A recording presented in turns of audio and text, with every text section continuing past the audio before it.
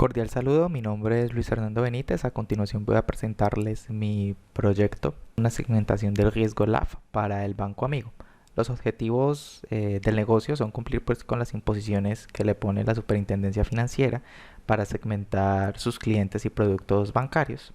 Y como metas del proyecto pues queremos presentar propuestas con diferentes algoritmos de segmentación que cumplan al menos con una silueta del 0,5 y que no tengan idealmente más del 30% de la concentración de los datos.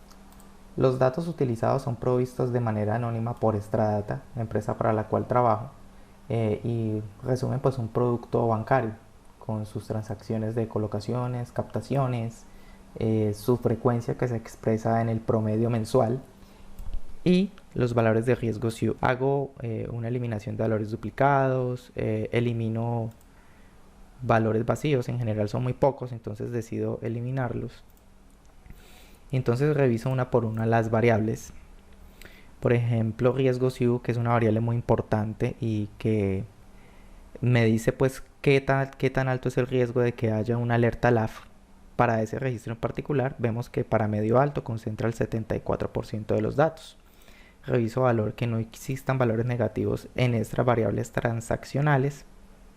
En colocaciones y en frecuencias es común encontrarse muchos valores iguales a cero.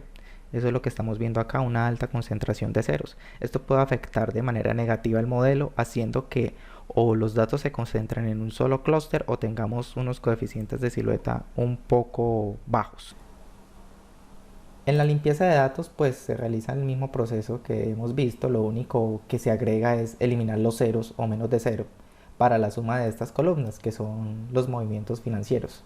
Si no hay movimientos financieros, no tiene sentido que yo los segmente. Listo. El análisis de correlación lo realizo ya con mis datos limpios. Veo que hay una correlación alta entre estas dos. Tiene sentido, recordemos que patrimonio es activos menos pasivos.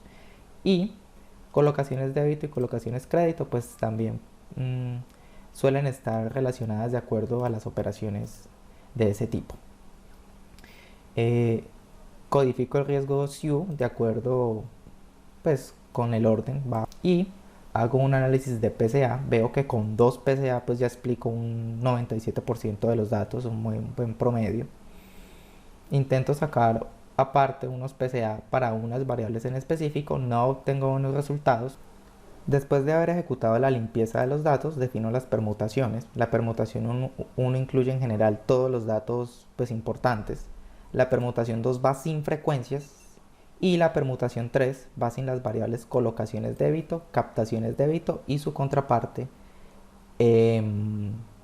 frecuencia.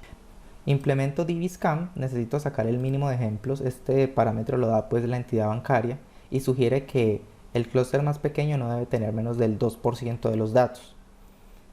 Y también debo sacar el valor de epsilon, entonces eso se hace con el K vecino más cercano. Ejecuto la gráfica, reviso los valores y obtengo estos 3 candidatos. Realizo mi propia función de test pues para ese valor de epsilon y el DBSCAM.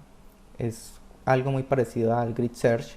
Le voy a pasar la permutación, el array de arreglos de epsilon a probar, el mínimo de ejemplos y si aplico o no PCA. Para la permutación 1 obtengo el mejor resultado para el modelo número 0, pues el número 1, con un valor de 0,1 en epsilon.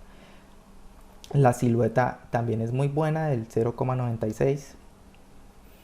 La permutación 2 tengo un mejor coeficiente de silueta. Y para la permutación 3 tampoco aplico PCA, sin embargo el resultado de coeficiente de silueta es menor. Luego lo que hago es implementar otro algoritmo que es K-means. Para este necesito sacar pues el valor de K estimado según el gráfico de silueta y de inercia. Pues me quedo con valores entre 4 y 8 aproximadamente. Y para ello ejecuto un grid search. El grid search tiene un problema y es que no me permite, o personalmente no pude agregar el valor de coeficiente de silueta. Entonces, bueno, para fines del ejercicio lo dejé así y esperé pues a que el grid search me diera la mejor permutación. Y a ella le saco el coeficiente de silueta. Vemos que para la permutación 1 dio 0,92, para la permutación 2 el valor fue un poco más alto, 0,97, Y para la permutación 3 también fue muy bueno. En general todos los modelos dieron muy buenos resultados. Para elegir el mejor modelo, lo que hago es mirar su coeficiente de silueta y su concentración en el clúster más grande y más pequeño. En este caso me gustó DBSCAN porque además de que implemento solo 3 PCA, pues los resultados son muy buenos. Entonces me parece muy interesante eso, además de que me agrupa en un solo clúster los atípicos. Pero tiene muchísimos elementos en el clúster más grande. Lo que hago entonces es subsegmentar. Ese clúster grande 0 lo tomo. Vamos a revisar qué valores tiene. Veo que agrupa todo el riesgo SIU. Recordemos que agrupaba el 74% de los datos, ese valor medio alto. Y pues bueno, parece que quedó todo en un solo clúster. Realizo nuevamente una segmentación para ese clúster más grande y consolido los resultados en un solo clúster, en un solo data frame, perdón, de resultados. Y este es el resultado final. Tengo el clúster 0, que es el más grande, partido en segmentos más pequeños. ¿Qué pasa? No pudieron separarse los datos. Los datos siguieron igual, muy pegaditos, pero el coeficiente de silueta sigue siendo muy bueno, del 72. Entonces, pues al final es un gráfico en 2 dimensiones utilizando PCA y vemos que pues el algoritmo en general hizo un buen trabajo. Podemos diferenciar claramente los outliers en ese color fucsia y vemos una clara separación de los datos de acuerdo al clúster elegido.